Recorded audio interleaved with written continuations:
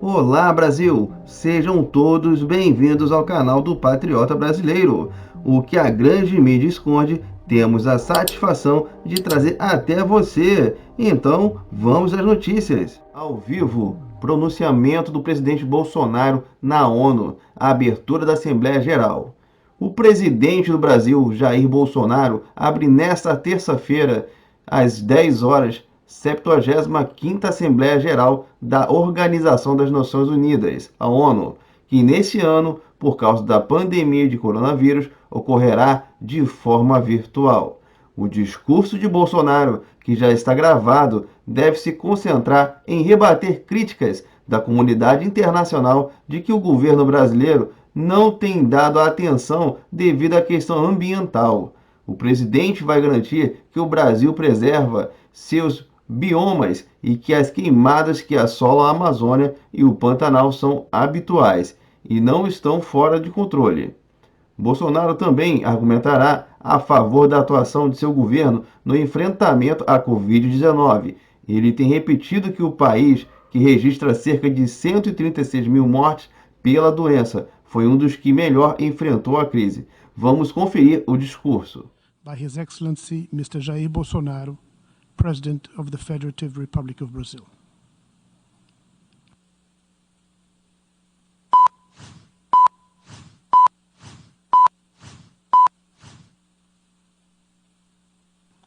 Senhor Presidente da Assembleia Geral, Volkan Bozkır, Senhor Secretário-Geral da ONU, Antônio Guterres, a quem tenho a satisfação de cumprimentar em nossa língua-mãe, chefes de Estado, de governo e de delegações, senhoras e senhores. É uma honra abrir essa Assembleia com os representantes de nações soberanas, no momento em que o mundo necessita da verdade para superar seus desafios. A Covid-19 ganhou o centro de todas as atenções ao longo deste ano e, em primeiro lugar, quero lamentar cada morte ocorrida.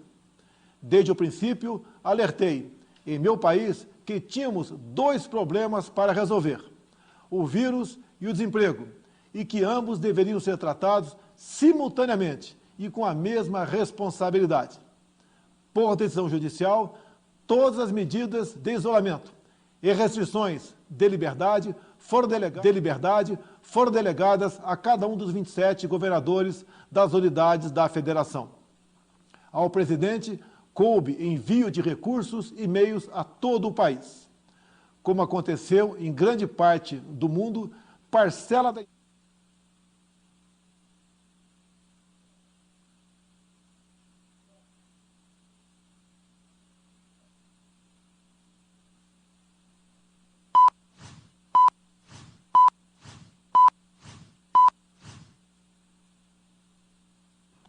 Senhor Presidente da Assembleia Geral, Volkan Bozkır, Senhor Secretário-Geral da ONU, Antônio Guterres, a quem tenho a satisfação de cumprimentar em nossa língua-mãe, chefes de Estado, de governo e de delegações, senhoras e senhores. É uma honra abrir essa Assembleia com os representantes de nações soberanas, no momento em que o mundo necessita da verdade para superar seus desafios. A Covid-19 ganhou o centro de todas as atenções ao longo deste ano e, em primeiro lugar, quero lamentar cada morte ocorrida. Desde o princípio, alertei, em meu país, que tínhamos dois problemas para resolver, o vírus e o desemprego, e que ambos deveriam ser tratados simultaneamente e com a mesma responsabilidade. Por decisão judicial, todas as medidas de isolamento e restrições de liberdade foram delegadas a cada um dos 27 governadores das unidades da federação. Ao presidente, coube envio de recursos e meios a todo o país. Como aconteceu em grande parte do mundo, parcela da imprensa brasileira também politizou o vírus, disseminando o pânico entre a população. Sob o lema "Fique em casa" e "A economia a gente vê depois", quase trouxeram o caos social ao país. Nosso governo, de forma arrojada, implementou várias medidas econômicas que evitaram o mal maior. concedeu auxílio emergencial em parcelas que somam aproximadamente $1.000 para 65 milhões de pessoas.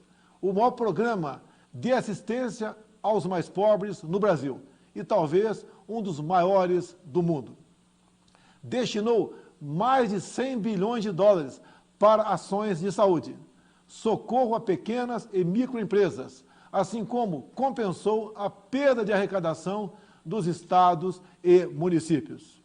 Assistiu a mais de 200 mil famílias indígenas com produtos alimentícios e prevenção à Covid. Estimulou, ouvindo profissionais de saúde, o tratamento precoce da doença. Destinou 400 milhões de dólares para pesquisa, desenvolvimento e produção da vacina de Oxford no Brasil. Não faltaram nos hospitais os meios para atender aos pacientes de Covid.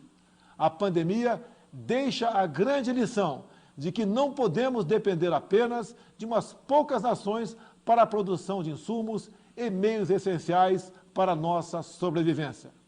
Somente o insumo de produção de hidroxicloroquina sofreu um reajuste de 500% no início da pandemia.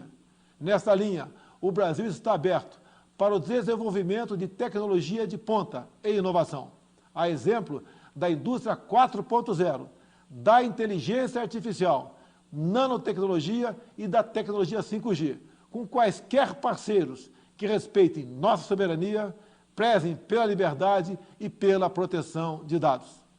No Brasil, apesar da crise mundial, a produção rural não parou. O homem do campo trabalhou como nunca, produziu, como sempre, alimentos para mais de 1 bilhão de pessoas. O Brasil contribuiu para que o mundo continuasse alimentado. Nossos caminhoneiros marítimos, portuários e aeroviários mantiveram ativo todo o fluxo logístico para distribuição interna e exportação. Nosso agronegócio continua pujante e, acima de tudo, possuindo e respeitando a melhor legislação ambiental do planeta. Mesmo assim, somos vítimas de uma das mais brutais campanhas de desinformação sobre a Amazônia e o Pantanal. A Amazônia brasileira é sabidamente riquíssima. Isso explica o apoio de instituições internacionais a essa campanha escorada em interesses escusos que se unem a associações brasileiras, aproveitadoras e patrióticas, com o objetivo de prejudicar o governo e o próprio Brasil. Somos líderes em conservação de florestas tropicais. Temos a matriz energética mais limpa e diversificada do mundo. Mesmo sendo uma das 10 maiores economias do mundo, somos responsáveis por apenas 3% da emissão de carbono. Garantimos a segurança alimentar a 1/6 da população mundial, mesmo preservando 66% de nossa vegetação nativa e usando apenas 27% do nosso território para a pecuária e agricultura, números que nenhum outro país possui. O Brasil desponta como o maior produtor mundial de alimentos e, por isso, há tanto interesse em propagar desinformações sobre o nosso meio ambiente. Estamos abertos para o mundo naquilo que melhor temos para oferecer, nossos produtos do campo. Nunca exportamos tanto. O mundo cada vez mais depende do Brasil para se alimentar. Nossa floresta é úmida e não permite a propagação do fogo em seu interior. Os incêndios acontecem praticamente nos mesmos lugares, no entorno leste da floresta, onde o caboclo e o índio queimam seus roçados em busca de sua sobrevivência em áreas já desmatadas. Os focos criminosos são combatidos com rigor e determinação. Mantenho minha política de tolerância zero com o crime ambiental. Juntamente com o Congresso Nacional, buscamos a regularização fundiária, visando identificar os autores desses crimes. Lembro que a região amazônica é maior que toda a Europa Ocidental. Daí a dificuldade de combater não só os focos de incêndio, mas também a extração ilegal de madeira e a biopirataria. Por isso, estamos ampliando e aperfeiçoando o emprego de tecnologias e aprimorando as operações interagências, contando, inclusive, com a participação das Forças Armadas. O nosso Pantanal, com área maior que muitos países europeus, assim como a Califórnia, sofre dos mesmos problemas. As grandes queimadas são consequências inevitáveis da alta temperatura local, somada ao acúmulo de massa orgânica em decomposição. A nossa preocupação com o meio ambiente vai além das nossas florestas. Nosso Programa Nacional de Combate ao Lixo no Mar, um dos primeiros a serem lançados no mundo, cria uma estratégia para os nossos 8.500 quilômetros de costa. Nessa linha, o Brasil se esforçou na COP25 em Madrid para regulamentar os artigos do Acordo de Paris que permitiriam o estabelecimento efetivo do mercado de carbono internacional. Infelizmente, fomos vencidos pelo protecionismo. Em 2019, o Brasil foi vítima de um criminoso derramamento de óleo venezuelano, vendido sem controle, acarretando severos danos ao meio ambiente e sérios prejuízos nas atividades de pesca e turismo. O Brasil considera importante respeitar a liberdade de navegação estabelecida na Convenção das Nações Unidas sobre o Direito do Mar. Entretanto, as regras de proteção ambiental devem ser respeitadas e os crimes devem ser apurados com agilidade, para que agressões como a ocorrida contra o Brasil não venham a atingir outros países. Não é só na preservação ambiental que o país se destaca. No campo humanitário e dos direitos humanos, o Brasil vem sendo referência internacional pelo compromisso e pela dedicação no apoio prestado aos refugiados venezuelanos, que chegam ao Brasil a partir da fronteira no estado de Roraima.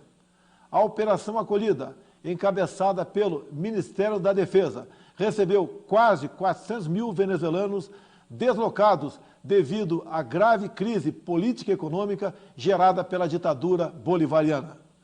Com a participação de mais de 4 mil militares, a Força-Tarefa Logística Humanitária busca acolher, abrigar e interiorizar as famílias que chegam à fronteira. Como um membro fundador da ONU, o Brasil está comprometido com os princípios basilares da Carta das Nações Unidas: paz e segurança internacional, cooperação entre as nações, respeito aos direitos humanos e às liberdades fundamentais de todos. Nesse momento em que a organização completa 75 anos, temos a oportunidade de renovar nosso compromisso e fidelidade a esses ideais. A paz não pode estar dissociada da segurança. A cooperação entre os povos não pode estar dissociada da liberdade. O Brasil tem os princípios da paz, cooperação e prevalência dos direitos humanos inscritos em sua própria Constituição e, tradicionalmente, contribui, na prática, para a consecução desses objetivos. O Brasil já participou de mais de 50 operações de paz e missões similares, tendo contribuído com mais de 55 mil militares, policiais e civis, com participação marcante em Suez, Angola, Timor-Leste, Haiti, Líbano e Congo. O Brasil teve 2 militares premiadas pela ONU na missão da República Centro-Africana pelo trabalho contra a violência sexual. Seguimos comprometidos com a conclusão dos acordos comerciais firmados entre o Mercosul e a União Europeia e com a Associação Europeia de Livre Comércio. Esses acordos possuem importantes cláusulas que reforçam nossos compromissos com a proteção ambiental.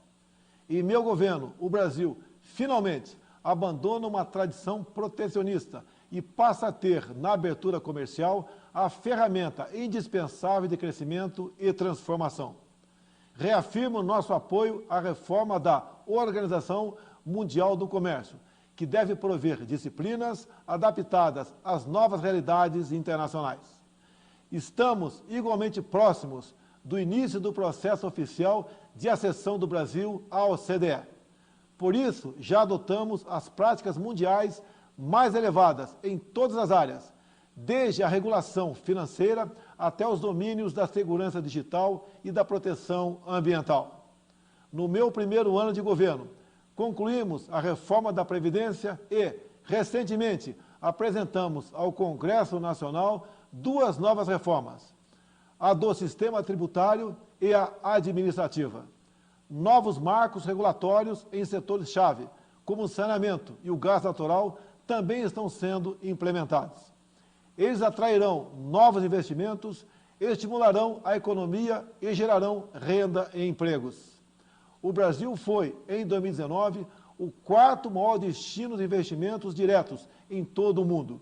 E, no primeiro semestre de 2020, apesar da pandemia, verificamos um aumento de ingresso de investimentos em comparação com o mesmo período do ano passado. Isso comprova a confiança do mundo em nosso governo.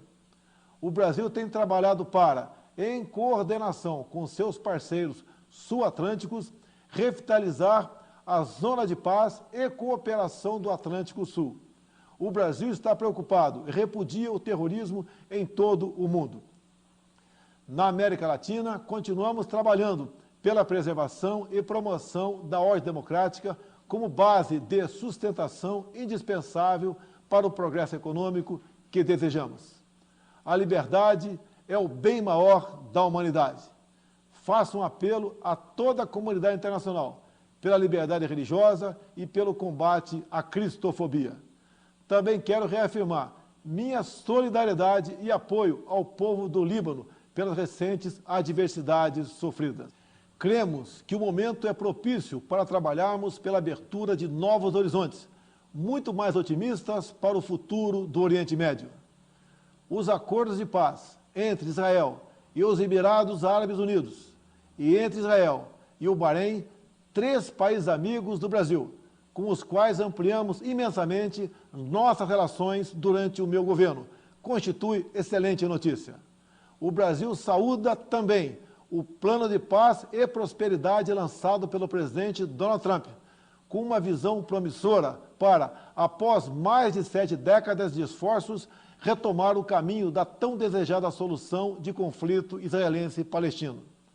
A nova política do Brasil de aproximação simultânea a Israel e aos países árabes converge com essas iniciativas, que finalmente acende uma luz de esperança para aquela região.